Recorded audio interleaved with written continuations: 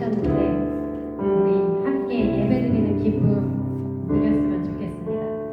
무슨 말이 더 필요할까요? 주를 향한, 예수님을 향한 우리의 사랑을 고백하는 이 시간이 되었으면 좋겠습니다.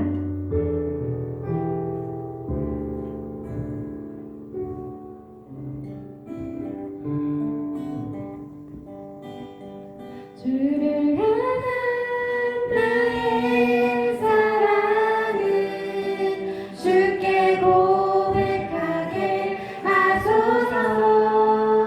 아름다운 주의 그늘 아래 살며 주를 보게 하소서. 주님의 말씀 선포될 땅과 하늘 진동하리니 나를 향한 고백하리라. 나의 구주 나의 친구. 이제 눈을 뜨셔서 함께 찬양으로 사랑을 고백하는 시간이 되었으면 좋겠어요.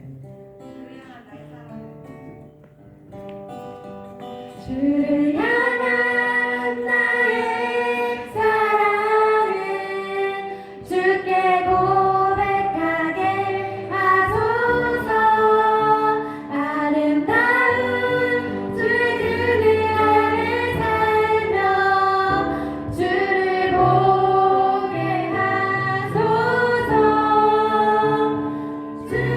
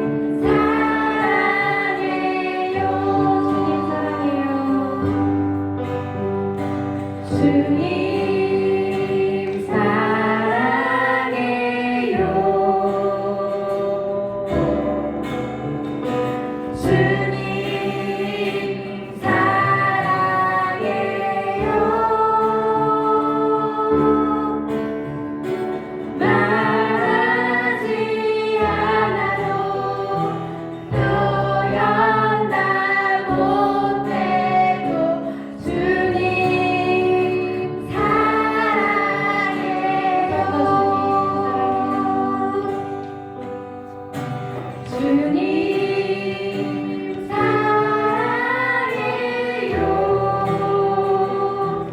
주님 우리 있는 모습 그대로 사랑하십니다. 사랑해요.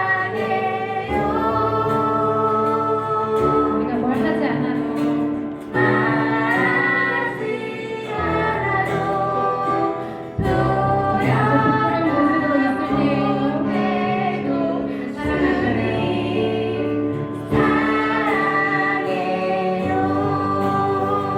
이렇게 올려서 주님 사랑해요.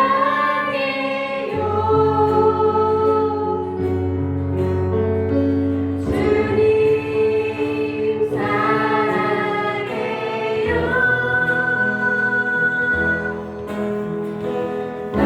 말하지 않아도 표현다 못해도 주님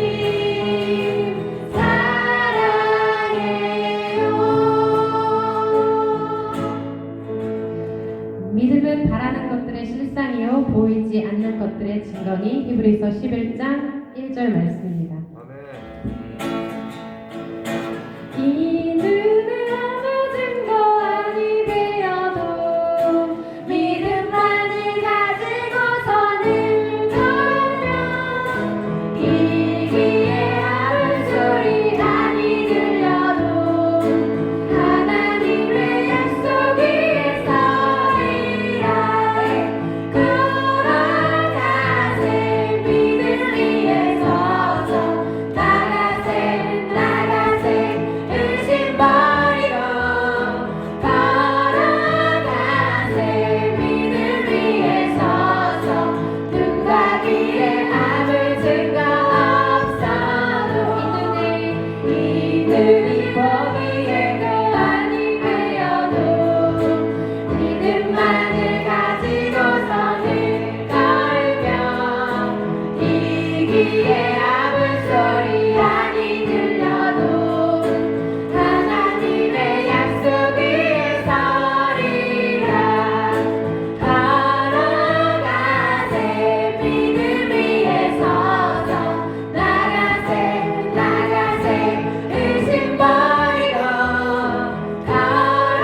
걸어가세 믿음 위에 서서 눈과 귀에 아무 증거 없어도. 잠시만요. 네, 이제 분위기를 조금 바꿔서 찬양을 할 건데요. 모든 무거운 것과 얼매이기 쉬운 죄를 벗어버리고 인내로서 우리 앞에 당한 경주를 하며 믿음의 주요 또 온전하게 하시는 이인 예수를 바라보면서 우리 함께 2절부터 찬양할게요.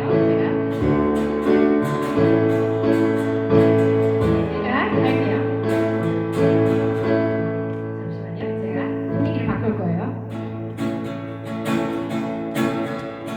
이 눈이 보기에는 어떠하든지 이미 얻은 증거대로 믿으며 이 맘을 의심 없이 살아갈 때에 심장에 박수 치면서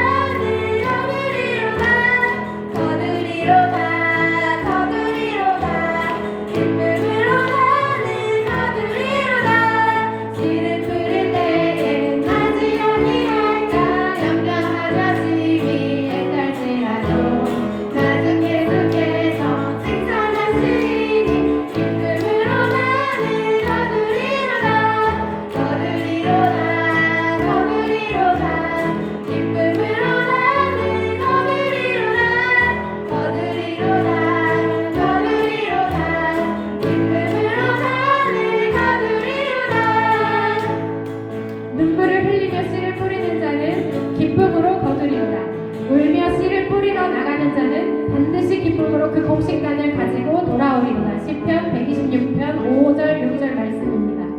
오직 예수 씨를 뿌리고 영혼 구원의 단을 가지고 돌아오는 저희들이 되었으면 좋겠습니다. 거두리로다. 한 번 더. 거두리로다 거두리로다 기쁨으로 나를 거두리로다 거두리로다 거두리로다 기쁨으로 나를 거두리로다 거두리로다 거두리로다 기쁨으로 나를 거두리로다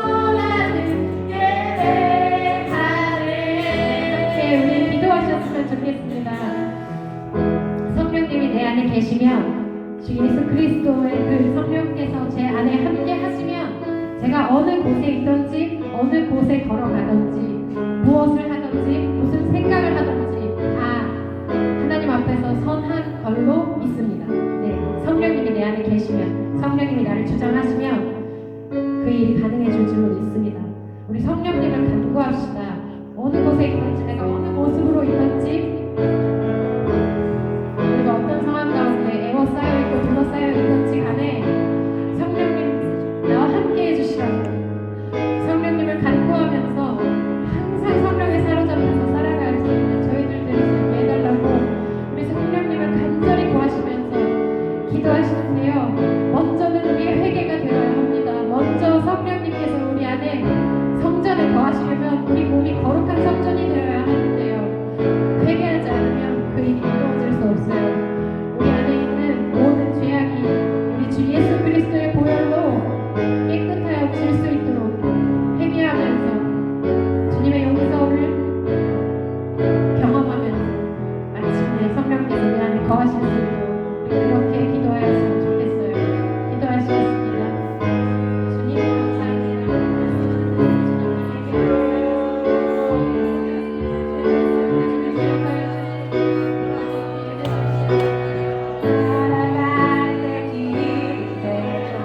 살아갈 때 살 때 그곳에서 예배하네.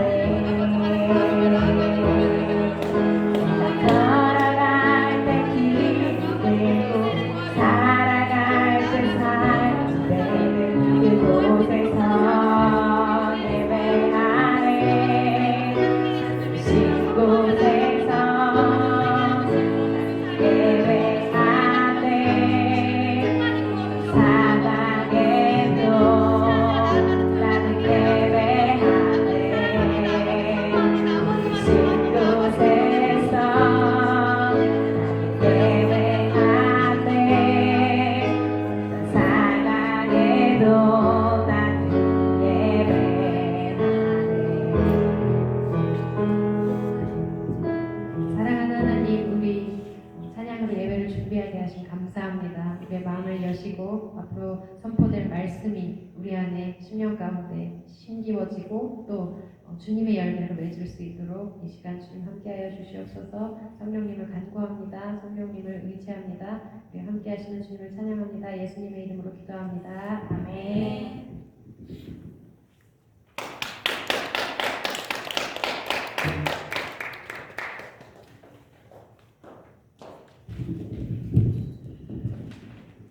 오늘은 특별히 우리 보수 예술가에 있는 우리 신스터 강사님이 오셔서 우리 청년들을 향해서 많은 좋은 메시지와 비전을 선포해 주실 것입니다. 나오실 때 큰 박수와 환영의 박수로 함께 맞이해 주셨으면 좋겠습니다.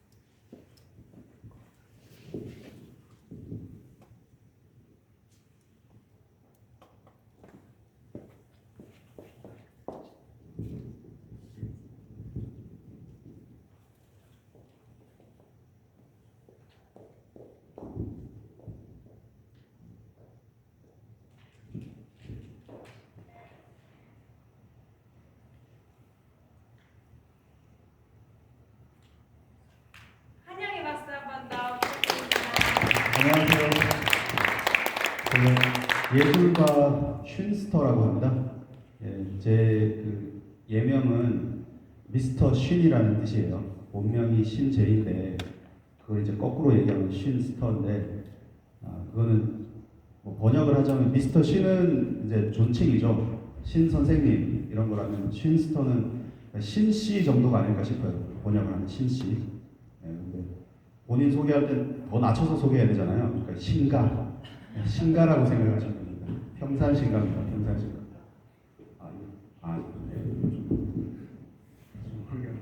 네, 오늘 제가 이야기하고자 하는 그 내용의 제목이 문화전쟁 101이에요. 101이라는 것은 여러분 뭐 아시겠지만 기초 과목 제목입니다. 그래서 대학교 1학년 보통 가면은 기본 인문 과목 제목이 101입니다.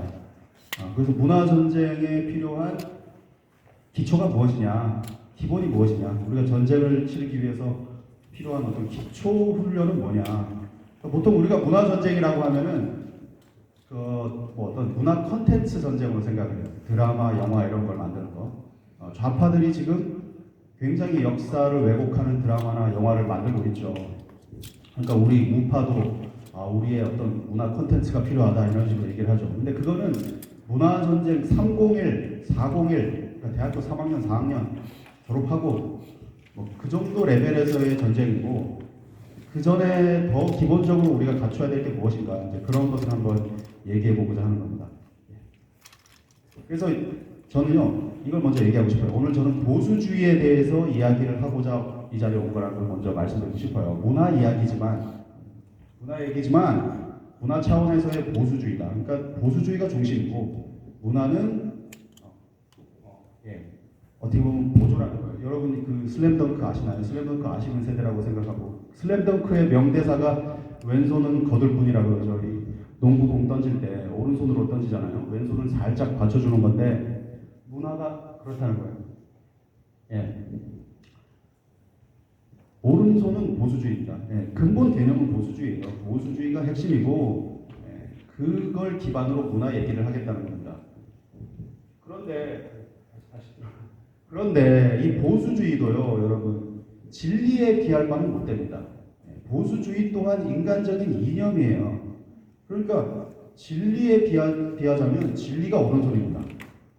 거기서 보수주의가 왼손이겠죠. 그래서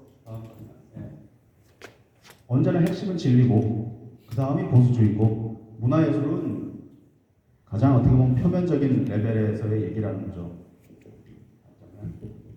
다음 장면. 한번 눌러주세요. 이거 뭐가 잘못된 것 같은데. 이거 안 먹히나 보다. 좀 뭐가. 이건 넘어가겠다. 제가 말하고자 하는 거는 잠시만요. 원래는 우리 사람들이 진리를 향해서 갈고 있었어요. 근데 인간적인 욕심에 의해서, 인간적인 사상에 의해서 이게 왼쪽으로 꺾였어요. 그 왼쪽으로 꺾인 만큼 다시 오른쪽으로 돌리려면 어떻게 보면 더 오른쪽으로 꺾어야겠죠. 그러니까 저는 보수주의라는 건 그렇게 생각합니다. 어떻게 보면 인간적인 접근이에요. 보수주의라는 것도. 그죠? 진리에 비할 바는 못 됩니다. 하지만 우리가 이 땅에 살고 있으니까 인간적인 차원에서의 접근으로서 보수주의를 저는 저렇게 이해를 합니다. 다음 장면. 다음 장면. 이게 안 넘어가네. 그래서 제가 얘기하고자 하는 건 이런 겁니다. 만약 어떤 사람이 있는데 자유민주 정치, 시장경제, 한미동맹은 지지하지만 만약 이 사람이 간통죄 폐지에 찬성한다면 이 사람을 보수 우파라고 할 수 있느냐? 우리가 보수 우파라는 그 정체성은 뭐 자유민주주의, 시장경제를 지지하면 저 사람은 보수다 이렇게 얘기를 하죠. 근데 그런 사람들 중에서도 간통죄 폐지에 찬성하는 사람들이 있을 겁니다. 그럼 그 사람은 과연 보수 우파라고 할 수 있느냐? 굉장히 그건 좀 자유주의적인 사람처럼 보이죠. 그다음 다음 번에 만약에 한미동맹을 강력히 지지하고 우리가 북한에 대해서 강력한 입장을 가져야 된다 이렇게 말은 하는데 정작 본인은 현역으로 군대 가고 싶지 않다. 내 자식은 군대는 보내고 싶지 않다. 이러면 이게 보수 우파라고 할 수 있느냐는 거죠. 마지막 단계는 무신론자라고요. 물론 여기는 이제 해당이 안 됩니다. 오늘 이 자리에서는. 이것까지 얘기하면은 아니 무슨 보수주의라는 거는 뭐 종교의 자유도 없나 이렇게 생각하실 수도 있어요. 제가 감히 뭐 종교의 자유를 건드리는 게 아니에요. 진짜 보수주의의 끝판왕까지 가려면 어디까지 가야 되냐 이거죠. 지금 이 시대는 총력전이 아니면 이길 수가 없습니다. 신앙의 단계까지도 우리가 점검을 해야지 진짜 보수주의라는 거예요. 보수주의의 만렙, 100점 만점 만렙을 다 채우려면 어디까지 가야 되느냐, 저기까지도 가야 된다는 거죠. 그래서 위에 세 가지는요 정치, 경제, 안보의 영역이에요. 그리고 밑에 이거는 문화의 영역입니다. 다음 장면. 왜냐하면 위에 거는요 법, 제도, 행정, 정책적으로 집행하는 겁니다. 저거는 우리가 선거를 이기면 할 수 있는 거예요. 물론 선거를 이기는 게 지금 정말 쉽진 않지만 어떻게 보면 단순한 거라는 거죠. 근데 간통의 문제, 군복무의 문제, 신앙의 문제 이런 거는 문화의 영역이라고 우리가 취급을 할 수밖에 없어요. 왜냐하면 저거는 이제 개인의 자유와 양심으로 우리가 실천해야 되는 거예요. 법적으로 어떻게 강제할 수 있는 게 아니잖아요. 그죠? 법적으로 강제할 수 있는 부분이 아니다. 제도적으로 처리할 수 있는 부분이 아니면 다 문화예요. 그죠? 이건 이제 개인이 알아서 해야 되는 거예요. 그러니까 진짜 더 어려운 싸움이죠. 그래서 다음 장면. 네, 이런 걸 가지고 만약에 보수의 다양한 스펙트럼 아니냐 이렇게 얘기한다면 그건 정치적인 접근입니다. 네, 저도 만약에 제가 정치가라면 저렇게 얘기를 하겠어요. 보수도 뭐 다양하니까 정치가 입장에서는 뭐 표를 얻어야 되니까 충분히 이해할 수 있는데 저는 오늘 예술 작가로 왔으니까 기준을 한번 얘기해 보자는 거죠. 기준. 네. 스펙트럼을 넓게 잡는다고 해도 어떤 기준이 있어야 될 거 아니에요. 그러니까 기준의 이야기입니다. 뒤로 한번 다시 가죠. 뒤로. 다시 열고. 예, 거기까지. 예. 근데 여기서 제가 청년분들이 많이 오셨는지 모르겠는데 더 어린 청년분들을 위해서 얘기하는 건데 두 번째, 세 번째 거 군복무와 신앙을 비교하자면요. 물론 여기 계신 분들은 아실 거예요. 제일 중요한 건 신앙이죠. 사람이 일단 신을 알아야 돼요. 신이 누군지를 알고 신을 이해하는 게 제일 중요한데 저는요 군복무가 더 중요하다고 생각합니다. 순서상, 현실적으로 순서상, 시간 순서상 군복무가 더 중요하다고 생각합니다. 왜 그럴까요? 신을 믿고 안 믿고는요 어떻게 비난할 수 있는 문제가 아니잖아요. 그렇죠? 우리가 비난할 수 있는 부분이 아닙니다. 여기 계신 분들 다 하나님 믿는 분이지만 인간이 언제 신에 대한 이해를 하게 될지는 몰라요. 그죠? 그 죽기 일보 직전에 하나님 믿어도 그건 믿는 거예요. 그죠? 우리가 어떤 사람한테 저 사람 왜 당신은 무신론자냐고 이렇게 따질 수가 없습니다. 근데 군복무는 다릅니다. 이거는 20대 때, 30대 때 안 하면요 영원히 할 수가 없습니다. 신앙은 죽기 전에 믿을 수 있어요. 나쁜 짓 다 하다가도 정말 나쁜 짓 다 하다가 죽기 일보 직전에 하나님 믿어도 그거 구원받는 거 맞죠? 그거 가지고 불공정하다고 얘기하면 그거는 인간적인 생각이죠. 그건 하나님한테 달린 거예요. 근데 군복무는 정말 우리한테 달려 있습니다. 우리가 가지고 있는 기본적인 이성과 양심만으로도 군복무 정도는 해야 된다는 건 알고 있어요. 근데 보수 우파인데 군대도 안 간다. 한 발 더 나가서 내가 크리스찬인데 군대를 안 가겠다? 이건 정말 말이 안 되는 겁니다. 정말 말이 안 되는 겁니다. 왜 그럴까요? 군복무는 진짜 가장 보편적인 십자가예요. 가장 보편적인 십자가. 십자가를 거부하는데 어떻게 기독교인이 되겠어요? 그러니까 군복무의 가치가 보수 우파로서도 정말 중요하고 기독교인이라면 더더욱 중요하다라고 생각합니다. 제가 얼마 전에 어떤 교회에 갔는데 주위에 이렇게 청년 몇 명이서 이렇게 대화하는 걸 이렇게 우연히 듣게 됐어요. 한 명이 그러더라고요. 나 이번에 공익을 가게 됐다. 너무 좋다는 거예요. 주위 친구들도 다 이렇게 잘 됐다 막 축하를 해주는 거예요. 근데 다시 듣기가 정말 불편했어요. 정말 부끄러운 겁니다. 저는 그렇습니다. 충분히 어떤 신체적인 조건이 된다면 크리스찬이라면 적어도 자원에서 정도는 현역으로 가야 됩니다. 크리스찬이 현역 군복무를 거부하는데 뭘 하겠다는 거예요, 그죠? 저는 그 선교 가는 것보다 어디 이렇게 험한 데 가서 선교하겠다라는 비전을 가지고 있는 거 정말 멋있는데요. 비교하자면 선교는요, 그나마 그래도 자기 자아의 만족이 있습니다. 선교는 그래도 그게 자기 커리어가 돼요. 어려운 데 가서 정말 고생하시는 분들 계시지만 그래도 그거 갔다 오면은 내 커리어가 되고 그래도 내 만족이 있습니다. 근데 군복무는요, 진짜 자기 만족이라는 게 전혀 없습니다. 자기 만족이 1도 없어요. 철저하게 내 자기 자신을 내려놔야 되는 곳이에요, 진짜. 이렇게 완벽한 광야가 어디 있으며, 이렇게 완벽한 십자가가 어디 있으며, 이거를 거부하는데 어떻게 크리스찬이 나올 수 있는가? 보수 우파 크리스찬이라면 현역으로 군대 가는 그런 문화가 자리 잡혔으면 좋겠습니다. 그런 문화가. 다음 장면. 그래서 보수 문화 전쟁의 기초는 보수의 사고관과 세계관을 다지는 것. 여기서부터 시작해야 된다는 거죠. 그런 문화적인 영역에서 문화 전쟁의 중요성을 이제 본격적으로 얘기해 보겠습니다. 다음 장면. 제가 이제 예술가잖아요. 그래서 예술가라고 어디 가서 이렇게 소개를 하면 예술가세요? 그러면 좌파겠네. 뭐 이렇게 얘기하는 분들이 계세요. 저는 태어나서 이때까지 한 번도 좌파였던 적이 없거든요. 늘 우파였습니다. 부모님이 보수 우파였으니까 모태에서 우파였겠죠. 그래서 한 번도 좌파였던 적이 없는데 예술가라는 직업을 갖고 있으니까 사람들이 나를 그냥 일단 좌파로 생각을 하는구나. 좀 억울하긴 한데 이게 현실이 그렇죠. 현실. 모든 거의 대부분의 예술가들, 문화예술계에 계신 분들, 뭐 연예인들 좌파가 많잖아요.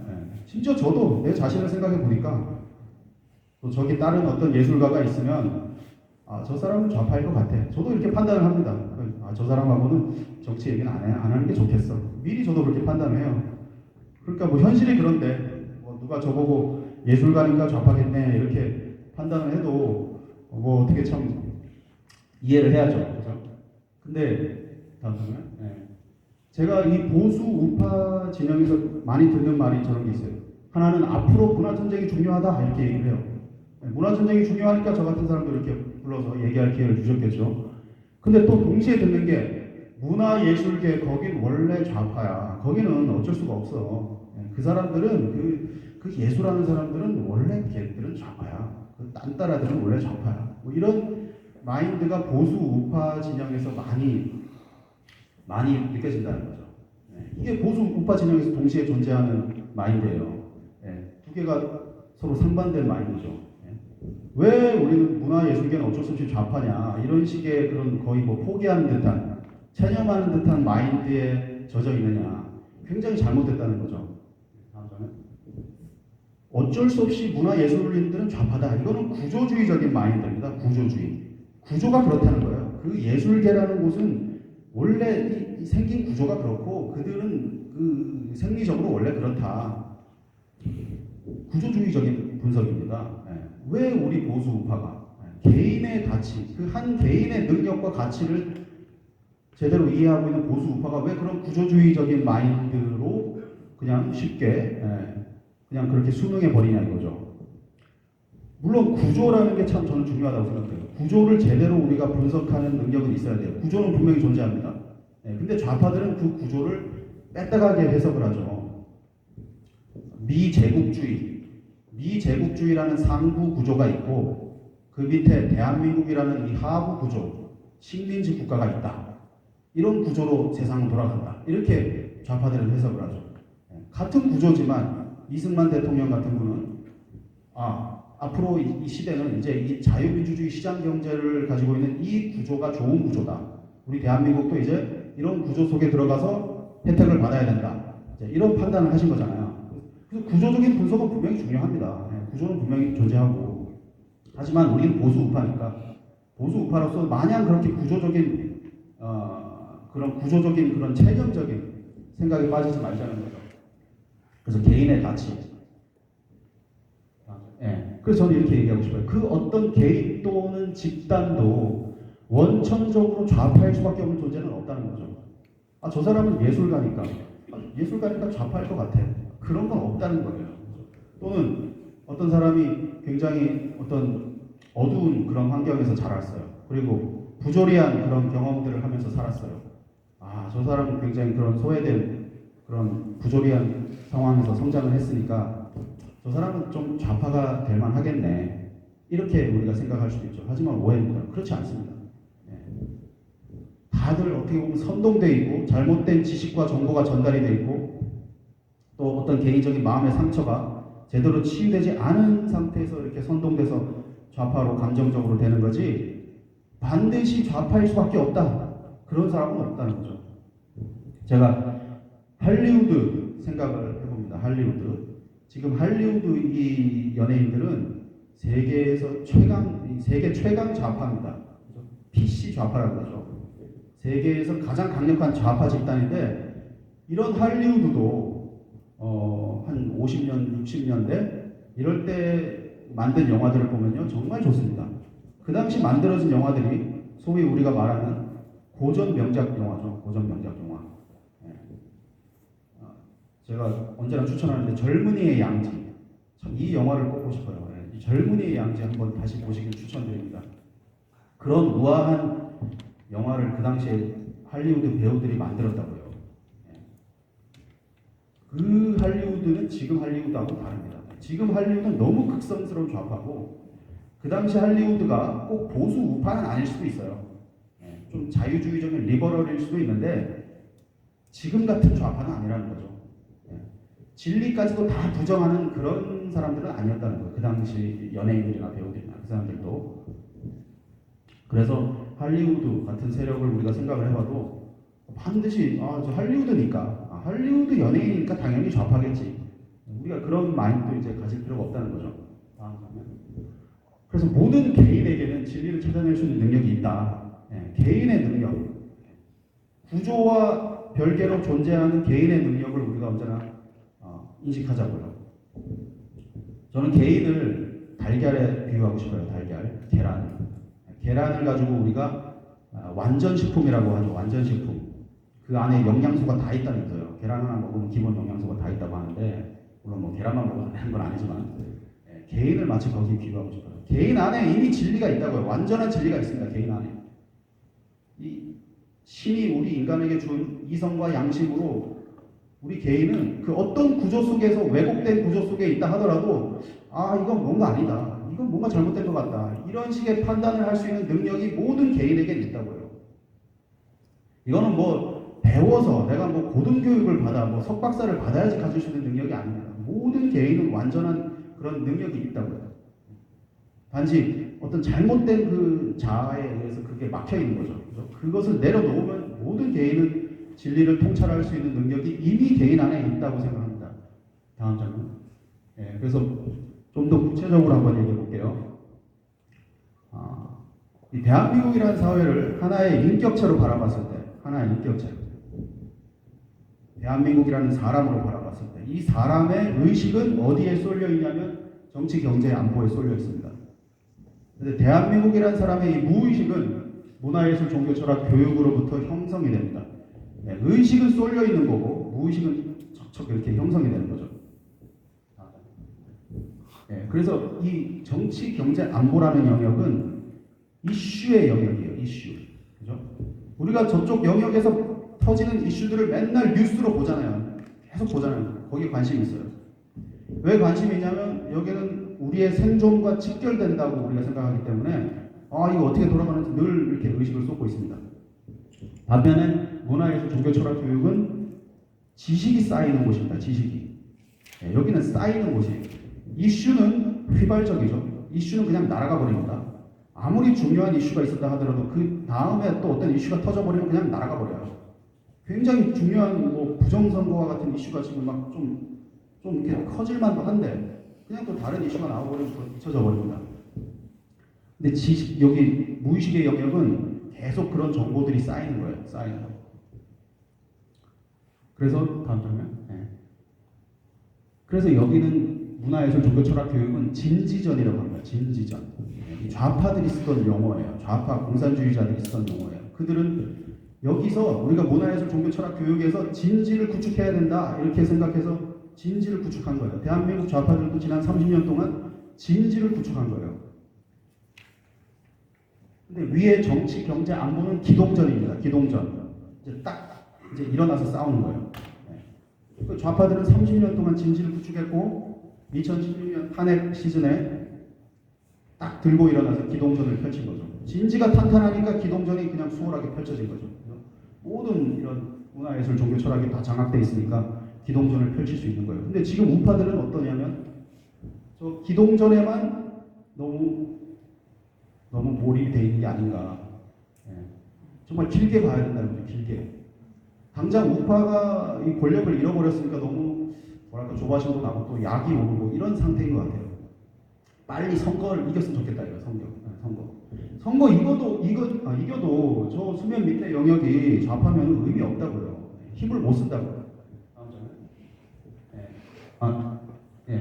그래서 저는 문화 예술이 저 영역 중에서도 더 중요하다. 더 중요하다고 하면 그렇고 있고 좀 다른 특성이 있는데 종교 철학 교육은 텍스트로 우리가 말과 글을 통해서 우리가 지식과 정보를 교환합니다. 그죠?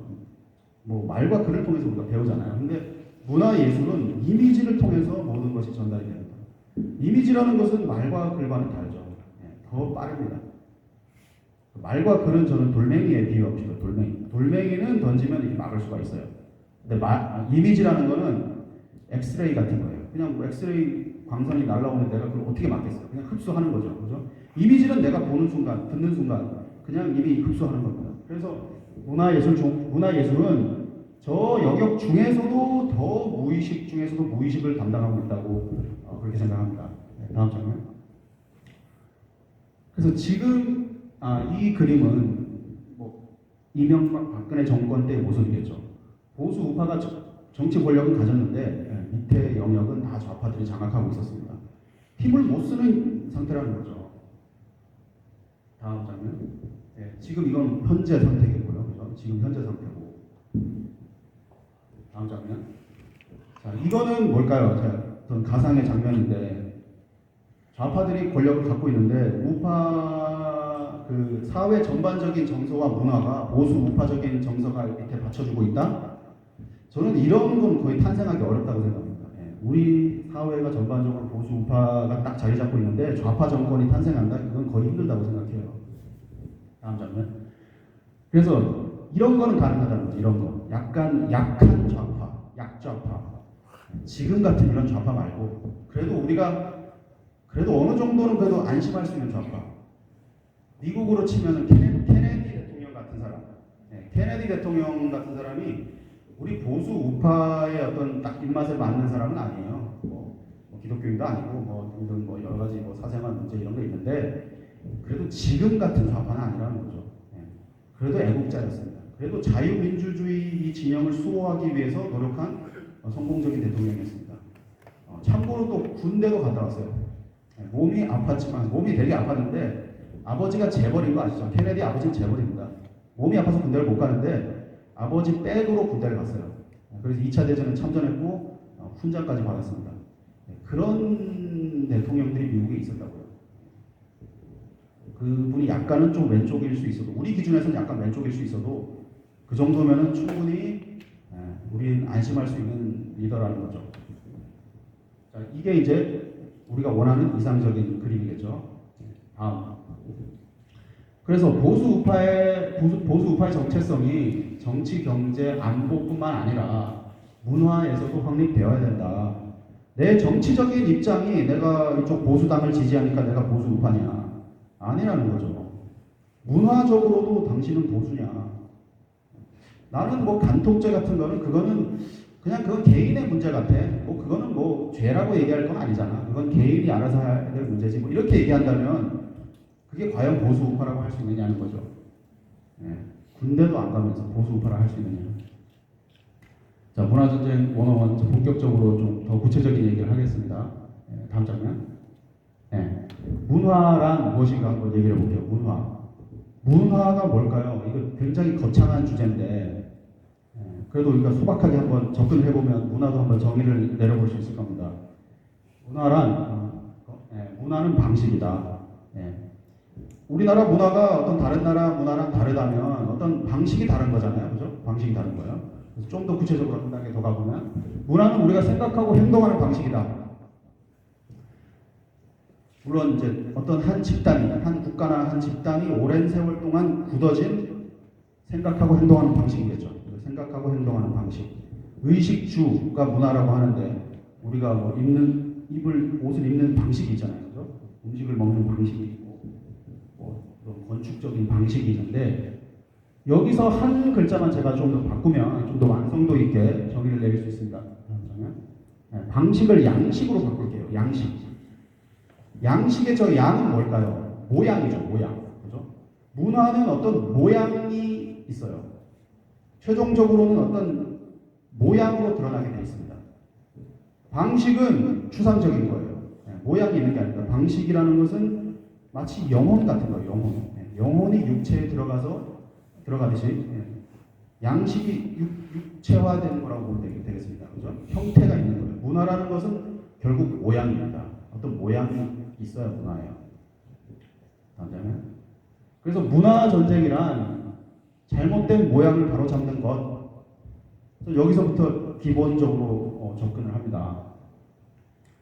그러면 무슨 모양을 바로잡아야 되는가? 무슨 모양을?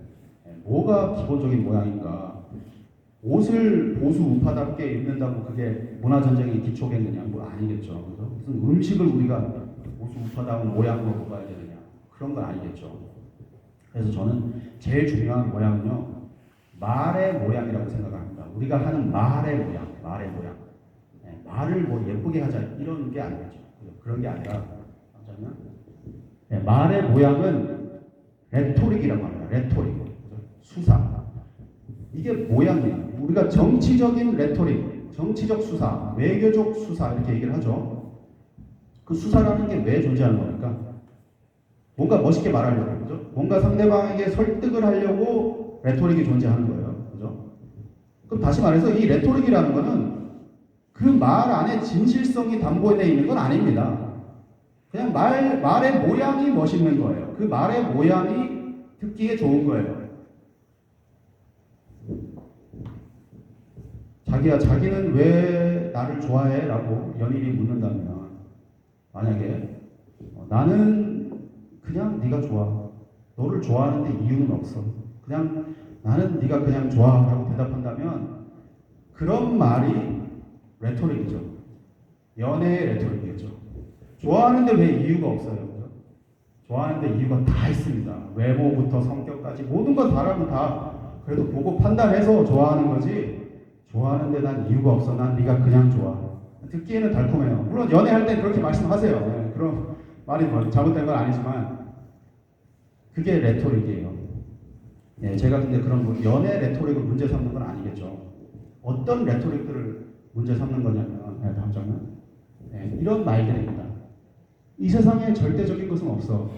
모든 것은 다 상대적이고 변하는 거야. 더 좋고 나쁘고가 아니라 각자 취향이 다른 거야. 틀린 것이 아니라 다른 거야. 정답이란 없어. 이런 식의 얘기들.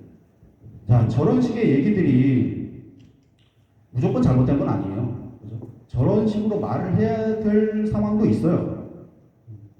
그런데 지금 이 시대는 모든 것을 다 저렇게 얘기해야 된다는 거죠. 모든 것을 다 저런 식으로 얘기를 해야 돼요. 우리가 어떤 중요한 것을 가지고 얘기하는 데 있어서도 다 저런 식으로 대충 그냥 얘기하고 그냥 넘어가야 돼요. 그게 미덕이에요. 그죠? 근데 그게 이제 도가 지나치다는 거죠. 그 도가 지나치다는 것이 바로 이제 그 PC에 대한 이 우파들의 저항이죠. 저게 바로 PC라고 하는 겁니다. Political Correctness. 자, 다음 장면. 글이 안 나오네. 에러가 뜨네. 화면에서는 보여요? 글자? 저렇게 나와요? 됐네. 예, 이 네 가지 개념에 대해서 저 레토릭들은 저 네 가지 개념을 붕괴시키는 거예요. 네 가지 개념이 뭐냐면 절대성, 두 번째는 안 보이는데 일반화, 세 번째는 이분법, 네 번째는 수직성 이사제. 다시 절대성으로 돌아주시겠어요? 예. 자, 이런 레토릭들이 다 뭐를 향하고 있습니까? 절대적인 가치를 무너뜨리고 있죠. 이 세상에 절대적인 게 없대요. 그죠? 이렇게 말을 해야지 뭔가 성숙한 사람. 그죠? 여러분, 절대적이라는 단어를 입에 막 올리기가 부담스럽죠. 예. 이 시대적인 분위기가 그렇답니다. 뭔가 절대적인 게 있으면 이건 절대적이다라고 얘기를 해야 되는데 이 세상에 절대적인 건 없어. 이렇게 말해버리면 뭐 할 말이 없어요. 저렇게 말하는 게 더 더 성숙한 거, 더 똑똑한 거 이렇게 여겨지는 시대라는 거죠. 객관적인 것도 없고, 그죠? 이 세상에 절대적인 게 없습니까? 당연히 있죠. 우리가 꼭 하나님을 논하지 않더라도 이 세상에 절대적인 건 많습니다. 뭐가 절대적입니까? 부모 자식 간의 관계가 절대적입니다. 그죠? 부모 자식 간의 관계도 절대적입니다. 이건 뭐 어떻게 다시 인위적으로 바꿀 수가 없는 게 절대적인 거죠. 인위적으로 바꿀 수 없으면 절대적인 거예요. 생명이 절대적입니다. 그죠? 생명은 죽으면 다시 살아날 수 없으니까 절대적이냐? 물론 그렇기도 한데 기독교인 분들 중에서도 이걸 모르시는 분들이 있더라고요. 인간이 절대로 생명을 만들어낼 수 없습니다. 그죠? 지금까지 못했고 앞으로도 못합니다. 영원히 못합니다. 과학이 아무리 발전해도 인간이 생명을 만들어낼 수 없어요. 그걸 당신이 어떻게 알아? 앞으로 500년 지나면 만들어낼지 어떻게 알아? 여러분, 이게 상식이에요. 이건 기본 이치예요. 이 시대가 너무 황당해서 기본적인 이치도 모르는 거예요. 저는 과학자가 아니지만 알아요. 확신할 수 있죠. 인간은 절대로 원천 생명은 만들어낼 수가 없습니다. 생명은 오직 생명과 생명이 결합해야지 만들어지지, 인간이 뭐 단백질 덩어리에다가 뭐 전기를 지지고 볶고 뭐 압력을 가한다고 해서 그게 갑자기 무슨 막 살아있는 세포가 되고 이런 일은 절대로 앞으로 일어날 수가 없습니다. 그러니까 절대적인 거예요. 생명은 절대적이라고 자신있게 말할 수 있습니다. 또한 성별이 절대적입니다. 성별. 그죠? 네, 이 시대는 성별이 절대적이지 않다라고 얘기를 하고 있습니다. 성별이. 그럼 이거에 대해서 우리가 절대적이다라고 얘기할 수 있어야 돼요. 남자라고 해도 그거는 내 개인적인 어떤 느낌에 의해서 나는 여자가 될 수 있다. 인위적으로 바꿀 수 있다는 거죠. 그러니까 절대적이지 않다는 건데 왜 성별이 절대적일까요?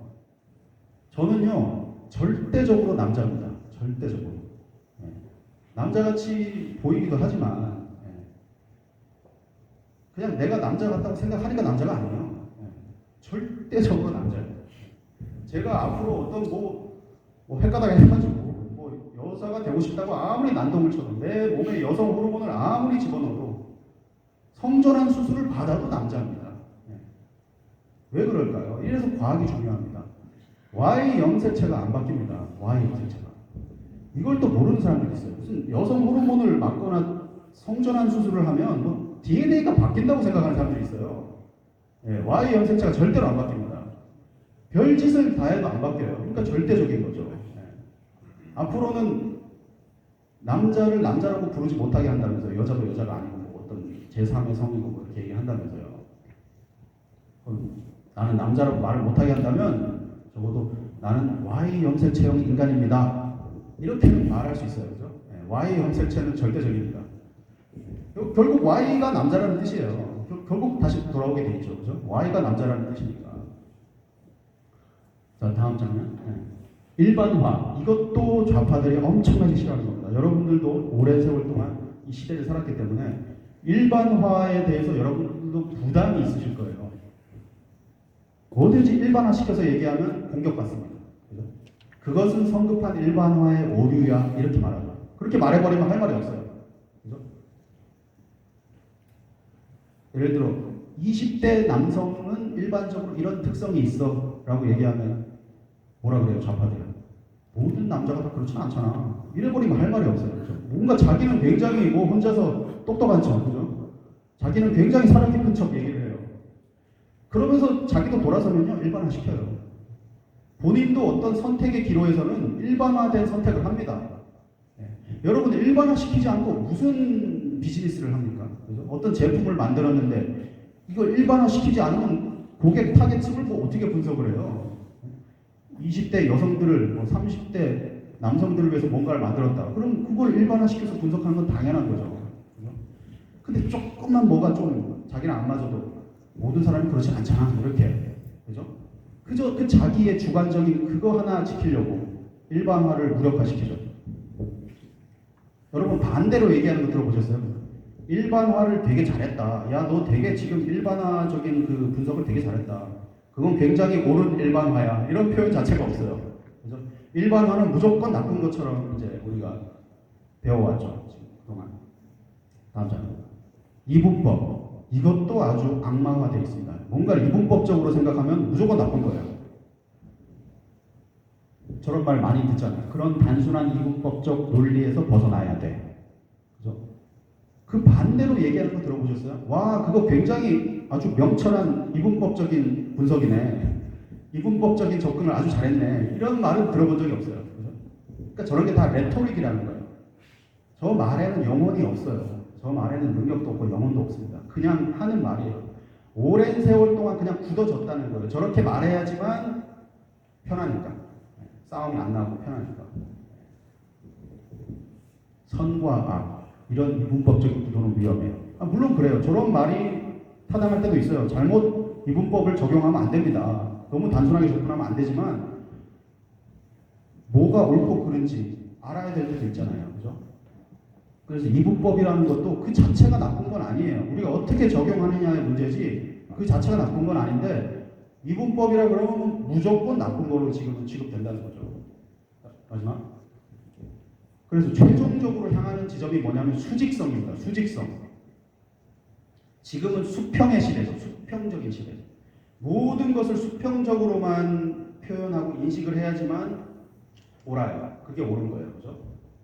수직적인 개념이 다 무너졌어요. 수직적인 거. 더 좋고 나쁘고 그런 게 없어요. 그죠? 뭐가 더 좋다 나쁘다 얘기하면 큰일 나요. 좋고 나쁘고는 수직적인 개념입니다. 그죠? 수직성이 무너지면 어떻게 돼요? 가치가 없는 거예요. 가치라는 것을 우리가 어떻게 판단해요? 가치라는 것은 절대적으로 수직적인 개념이죠. 수평적인 선상에서는 가치가 없습니다. 그죠? 다 똑같은 건데 어떻게 가치라는 개념이 존재하겠어요? 다음 슬라이드. 그래서 저런 것들이 어떤 폐해를 가지고 있느냐? 지독한 사회 병리적인 관점주의, 상대주의, 인식론이다. 사회 병리적이라는 거예요. 사회 병리적. 사회를 병들게 한다는 겁니다. 왜요? 가치 판단을 못하니까. 그죠? 모든 것이 다 수평적인 것이고 좋고 나쁨도 없으니까. 오랫동안 모든 영역에서 만연해진 레토릭이다. 문화예술뿐만 아니라 모든 인문학적인 그런 영역에서 다 저런 식의 레토릭으로 얘기를 해야 돼요. 뭐 어떤 대학교에서 뭐 이렇게 레포트를 적는다든지 이럴 때 다 저런 식의 레토릭의 글로 마무리를 해야 돼요. 그래야 점수를 잘 받습니다. 모든 영역이 다 저런 마인드에 빠져 있다는 거죠. 소위 보수 우파라고 하는 사람들도 그냥 쉽게 저런 말들을 한다는 거예요. 우리가 너무 오랫동안 익숙해졌으니까. 아니 뭐 좋고 나쁨이 어딨어. 그냥 다 각자 관점의 차이인 거지. 그냥 이렇게 말하는 거는 뭐 좌우를 떠나서 다 이미 익숙하다는 거예요. 그런 말이 좀 맞을 때도 있죠. 자기 취향 같은 거. 나는 아메리카노를 좋아하는데 저 사람은 라떼를 좋아한다. 그러면 그거는 우열이 없잖아요. 그런 사소한 거를 가지고는 좋고 나쁨이 없다고 얘기하는 게 당연한 거지만 정작 중요한 거를 가지고 우리는 좋고 나쁨이 없다. 이렇게 얘기하는 시대가 됐다는 거죠. 진리가 되어버렸다. 진리가 되어버렸다. 이게 뭐냐면 저는 방구가 모이면 똥이 된다고 합니다. 방구라는 거는 실체도 없는 건데 자꾸 방구가 모이면 똥이 된다는 말이 있어요. 이 레토릭을 저는 방구 같은 거라고 생각해요. 진짜 아무 실체도 없고 능력도 없는 말의 모양일 뿐인데 그 말의 모양이 자꾸 모양을 자꾸 쌓이다 보니까 진짜 사람들은 이제 진리라고 생각하잖아요. 그죠? 이 세상에 절대적인 것은 없다라고 사람들은 진짜 믿어요. 이제 젊은 사람들하고 얘기해보면 아니 절대적인 게 어딨어요. 다 각자의 관점인 거지. 이렇게 얘기하는 게 기본이에요. 그게 절대적인 하나의 진리처럼 이 시대에는 자리 잡혔다는 거죠. 자만능주의적인 레토릭. 결국 결론은 자아 대 진리의 싸움이라는 거죠. 자아 대 진리. 최종적으로 자아와 진리의 싸움이라는 거죠. 내 자아의 이 자존심이 허락을 안 하는 거. 내가 틀렸다는 거 허락하고 싶지 않으니까 이건 내 관점에서는 그렇게 생각한다. 이렇게 말하고 이제 넘어가는 거죠. 그죠? 마치 그것이 서로를 존중하는 것인 양 얘기하지만 아니에요. 내 자아가 깨지기 싫은 거예요. 그죠? 내가 틀렸으면 틀렸다고 인정을 해야 되는데 아니야. 그건 내 관점에서는 그렇게 생각할 뿐이야. 더 이상 서로 존중하고 그냥 여기서 끝내자. 이렇게 된다는 거죠. 자, 다음. 세 번째, 예술의 의미 마지막으로 얘기해 보겠습니다. 제가 이제 뭐 예술가니까 한번 예술에 대해서도 얘기를 해볼 만한데 꼭 그래서 얘기하는 건 아닙니다. 반드시 예술에 대해서 이야기를 한번 해볼 필요가 있습니다. 왜냐하면 예술은 좌파 최후의 보루라고 저는 생각합니다. 좌파 최후의 보루. 왜 그럴까요? 다른 영역하고 한번 비교를 해보세요. 정치, 경제, 안보 이런 영역. 좌파들이 가장 힘을 쓸 수 있는, 좌파들이 가장 편하게 활개를 칠 수 있는 영역이 바로 예술일 수밖에 없다는 거죠. 왜 그러냐면 아까 말했던 그 세계관, 그 레토릭, 절대적인 것도 없고 객관적인 것도 없고 다 각자의 관점의 차이일 뿐이다라고 얘기하기가 가장 수월한 영역이 바로 예술이죠. 그러니 좌파의 마지막 영역은 예술일 수밖에 없죠. 경제를 한번 생각해 보세요. 경제 영역 가지고 그런 관점주의적인 얘기를 할 수 있나요? 경제는요 칼 같은 곳입니다. 그죠? 내 주머니에서 돈 나가면은 난리 나요. 경제는 그죠? 정확한 곳이에요. 부해지는 게 좋은 것입니다. 그죠? 내가 가난해지는데 이것 또한 어떤 관점에서는 좋을 수 있다. 이런 말이 먹힐 수가 없죠. 경제에서는. 그래서 좌파들은 경제 영역에서 망하는 거죠. 경제를 못하니까. 근데 예술은 뭐가 좋고 나쁘고를 얘기하기가 어려워요. 근데 있습니다. 예술 작품도 좋고 나쁨이 있어요. 근데 그것이 어떤 수치화돼가지고 정확하게 얘기할 수 없을 뿐이지 분명히 예술 작품도 좋고 나쁨이 있습니다. 하지만 그것을 얘기할 수 없기 때문에 좌파들이 마음껏 왜곡할 수 있는 영역, 최종 영역, 예술일 수밖에 없다. 다음. 인간의 능력 3단계를 한번 제가 얘기해 보겠습니다. 첫 번째 능력, 물리적인 능력이 있어요. 기본적인 능력이죠. 힘을 쓰는 능력. 두 번째. 이성적인 능력, 머리를 쓰는 거겠죠. 최종 궁극적인 능력이 뭐냐? 초월적인 능력이다라고 할 수 있습니다. 초월적인 능력. 저게 바로 천재성, 창작, 재능, 끼의 영역이죠. 탤런트의 영역이죠. 달란트의 영역이죠. 저거는 힘이 세다고 할 수 있는 것도 아니고 머리가 좋다고 할 수 있는 것도 아니고 저거는 정말 주어져야 돼요. 그분의 은혜가 있어야 돼요. 인간적인 노력만으로 할 수 있는 게 아니에요. 저 영역. 그래서 저런 초월적인 영역에 뭐가 있다? 바로 중심에 예술이 있는 거죠. 예술은 저 영역에 속해 있는 거예요. 자, 근데 이 예술 영역의 진정한 주인, 이 초월적인 능력의 진정한 뿌리는 어디입니까? 신성이죠. 이 초월적인 이 달란트, 이 탤런트의 진정한 뿌리는 어디서부터 오는 거예요? 하늘에서 오는 거예요. 천재성이라고 그러잖아요. 자기가 잘나서 하는 게 아니에요. 하늘이 부어줘야지 되는 거예요. 천재성이라는 건. 그러면 그죠? 이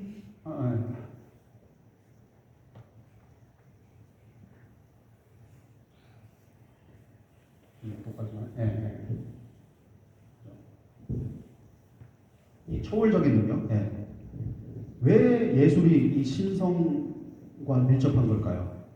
우리가 어떤 퍼포먼스를 하는 이런 가수들 보면 뭐라 그래요? 신들린 듯한 공연이라고 하죠. 신들린 듯한 퍼포먼스. 말 그대로예요. 신 들려야지만 그런 퍼포먼스가 나옵니다. 신명나게 놀아보자. 그러잖아요. 그 예술적인 능력이라는 것은 신 들리지 않고서는 안 돼요. 근데 우리가 신 들린다 그러면 어떻게 생각하죠? 무슨 무속신앙 생각하죠. 그죠? 무당 이런 거 생각해요. 그거야말로 잘못 신들린 거죠. 잘못 신들린 거고 모든 인간은 신들려야 됩니다. 결국 모든 내 최대치의 퍼포먼스가 나오려면 신들려야 돼요. 그럼 예술이라는 거는 정말 진짜 그 하늘의 허락 없이는 재능이 안 나오는 건데 얼마나 이게 중요하겠습니까? 신성이라는 것이.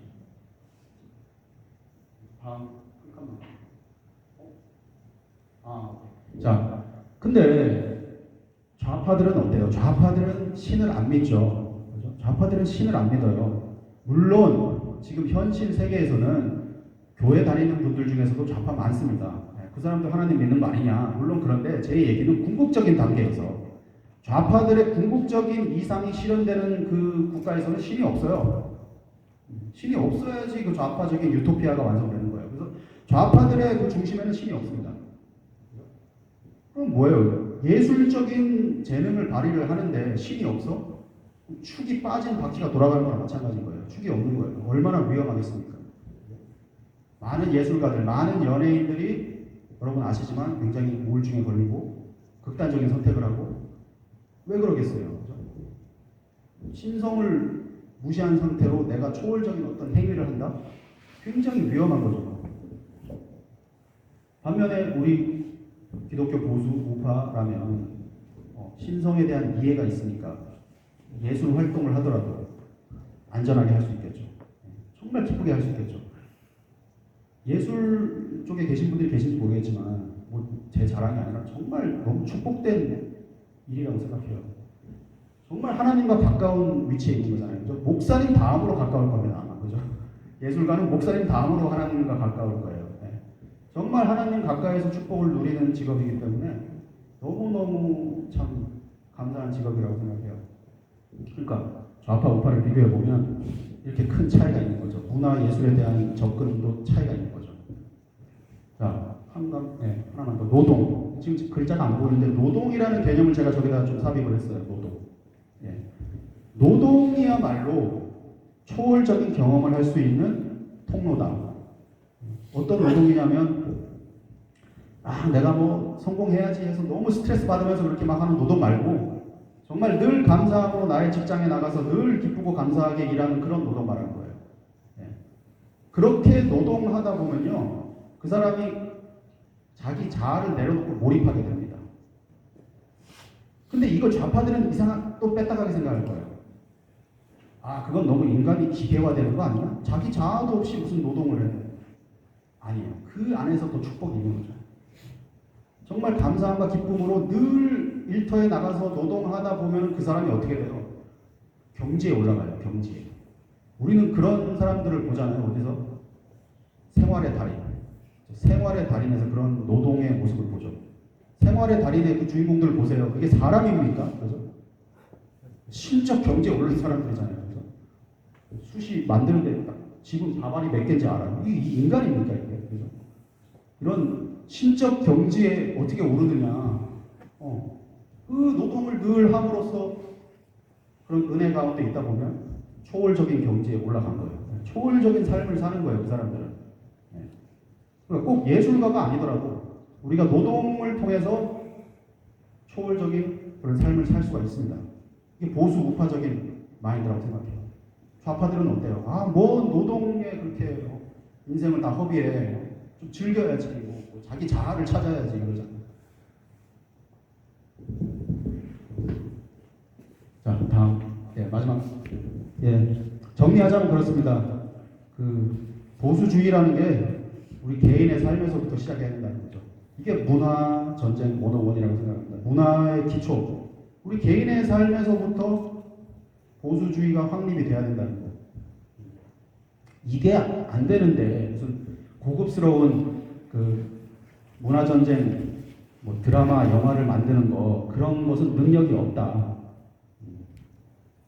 우리 보수 우파가 무너진 게요. 보수 우파다운 문화 컨텐츠가 없어서 무너진 게 아닙니다. 그죠?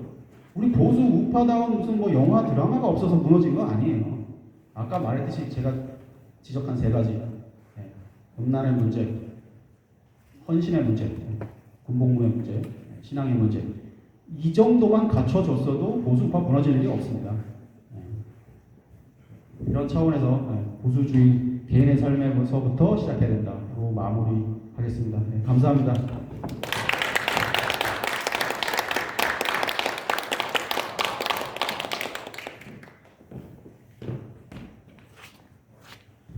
네, 보수예술가 시스터 강사님의 강의 잘 들으셨죠? 저희가 삶의 영역에서 정말 그 말이나 그 생각의 가치관으로 인해서 우리도 모르게 그런 표현 가운데 노출되기도 하고 그 주변에 그런 사람들을 많이 이렇게 마주하기도 하는데 그때 우리가 어떻게 행동해야 하는가 크리스찬으로서 그런 부분이 정리되셨을 거라고 생각합니다.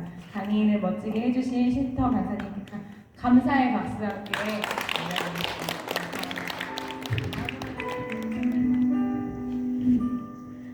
기도하겠습니다. 나라와 민족을 위해서 먼저 기도를 했으면 좋겠습니다. 먼저 기도할 것은 낙태법을 위해서 기도를 했으면 좋겠는데요. 낙태법 개정 입법 마감일인 12월 31일까지 태아의 생명을 보호하는 낙태법 개정안이 통과되게 하소서. 위정자들과 국회의원들의 마음을 움직여주시고 이를 위해 한국교회가 깨어 기도하게 하소서. 이것을 놓고 기도했으면 좋겠습니다. 주여 3번 부르짖고 기도했으면 좋겠습니다. 주여! 주여!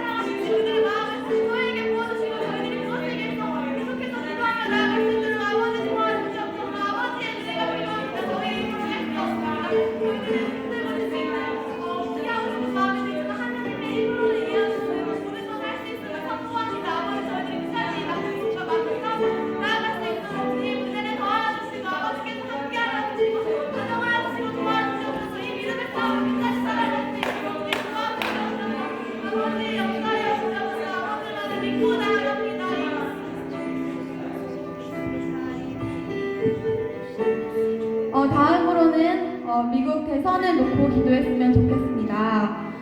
미국 대통령 선거와 투 개표 과정에서 부정이 가운데 드러나게 하여 주시옵소서. 그리하여서 미국이 진리 가운데로 인도되며 하나님의 공의 위에 세워지게 하시고 이를 위해 미국 교회는 물론 전 세계 교회와 한국 교회가 깨어 기도하게 하소서. 이것을 놓고 주여 3번 부르짖고 기도했으면 좋겠습니다. 주여!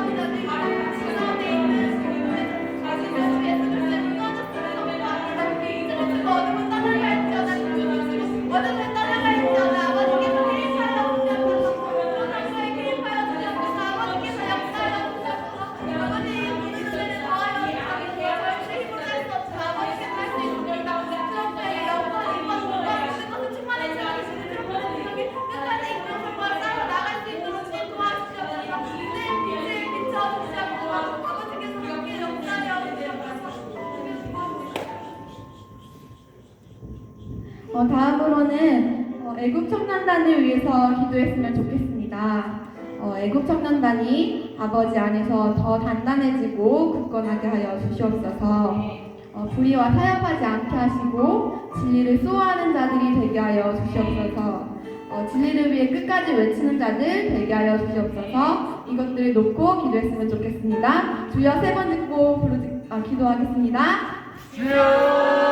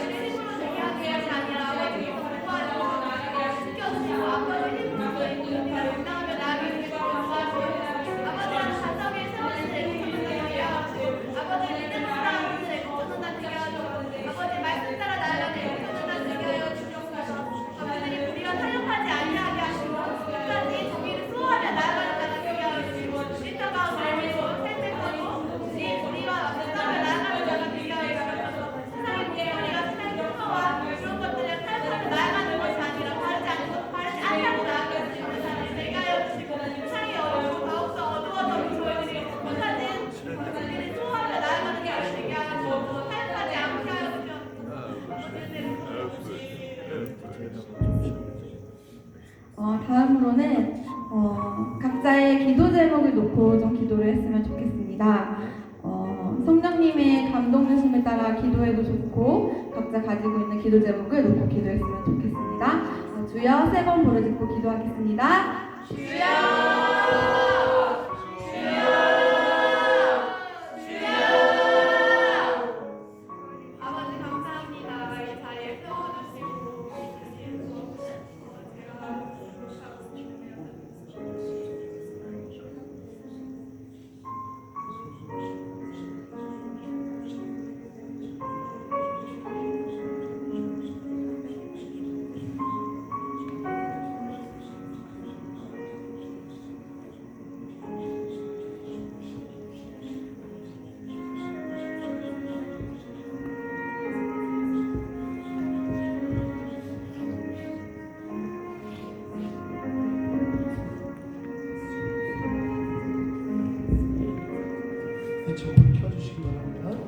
거룩하신 주님 은혜를 감사합니다.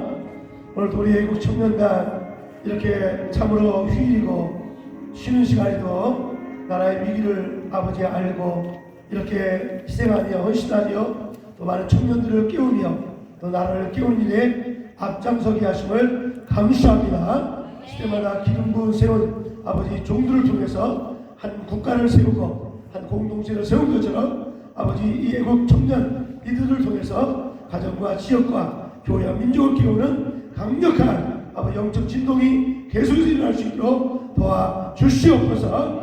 우리 심수서 귀한 강사님을 보내주셔서 감사합니다. 당신의 귀한 아들을 통해서 이 나라만이 아니라 아버지 전 세계에 흩어져 있는 디아스포라 수많은 아버지 민족을 깨울 수 있도록 도와주시옵소서. 우리에서 귀한 고문이 하나님 붙들어 주시고 정말 전 세계 영적 리더로서 더욱더 귀하게 쓰임 받도록 주께서 붙잡아 주시옵소서. 오늘 함께 참여한 우리 모든 외국 청년 리더들과 또 모든 귀한 주의 종들 한 분 한 분 축복해 주시고 또 뒤에서 기도하며 협력하는 모든 분들에게 은총과 능력을 부어 주시옵소서. 감사하며 예수님의 이름으로 기도리옵나이다. 아멘. 우리 좌우로 한번 인사할까요? 주님의 이름으로 축복합니다. 축복합니다. 사랑합니다. 네, 감사합니다. 오늘 이렇게 정말 실수도 우리 형제님 한번 일어서시겠습니까? 다시 한번 뜨거운 박수 한번 해주시기 바랍니다. 오늘 강의 잘 녹음했으니까 정말 주옥 같은, 저도 메모를 열심히 했는데 너무나 귀한 강의, 거기 안에 모든 답이 있는 것을 제가 느끼고 너무 감사합니다. 또 우리 에스더 우리 고모님 정말 군인이었어요. 장교. 우리 충성 한번 인사할까요? 충성! 네. 너무 귀한, 너무 멋쟁이시고 정말 야성과 지성과 영성을 겸비한 너무나 귀한 분 앞으로 정말 우리나라, 특별히 미국과 이스라엘, 한국 이 세 개 나라가 앞으로 세계를 주도할 텐데요. 특별히 한국이 영적으로는 크게 정말 주도하고 우리가 이스라엘을 깨우는 영적 이스라엘이니까 육적 이스라엘이 하나님의 약속을 잃어버리니까 영적 이스라엘 우리를 통해서 저 육적 이스라엘까지 깨우는 그런 마지막 종말의 프로세스가 있으니까 좋아요. 여러분 오늘 여기 오신 분 한 분 한 분 귀하게 쓰임받기를 주님의 이름으로 축복합니다.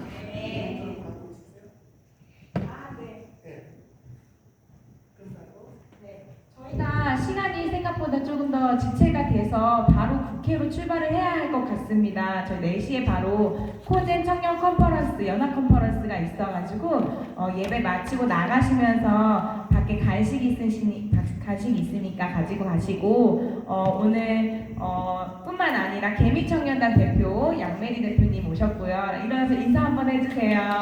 네, 감사합니다. 또 꿈꾸는 청년단 대표 강준용 대표님도 자리에 오셨습니다. 일어나서 인사 한번 해주세요. 고맙습니다. 오늘 인원은 많지 않지만 주옥 같은 분들이 다 모이셨어요. 그래서 오늘 받은 메시지와 또 들은 것들 각자가 잘 취할 거라고 생각하고 함께 자리에 끝까지 해주셔서 너무 감사합니다. 먼 거리 와주신 어른분들과 기도해주신 분들 모두 감사합니다. 그리고 하나 소개 안 하는 분 계신데 신수대 형제님 같이 오신 목사님이시죠? 네, 우리 신수대 형제님의 영적 아버님 어머니 같은 너무나 귀한 목사님 이렇게 네 분이 오셨습니다. 뜨거운 박수 한번 하겠습니다. 그다음 우리 강준영 대표님 좌측에 누구시죠? 네. 국토부 국장님. 국장님, 네네네. 뜨거운 뜨거운 박수 한번 하겠습니다. 감사합니다. 정말 오늘 뜻깊은 시간이었습니다. 자, 뒤에 우리 간식도 다 있으니까요. 여러분 챙겨가시고 우리 바로 국회로 4시에 또 있습니다. 감사합니다. 자, 일어나셔서 세 분들 여러분 찾아가 인사하겠습니다. 사랑합니다. 축복합니다. 사랑합니다. 축복합니다. 우리 오늘 마음이 너무 뜨겁습니다.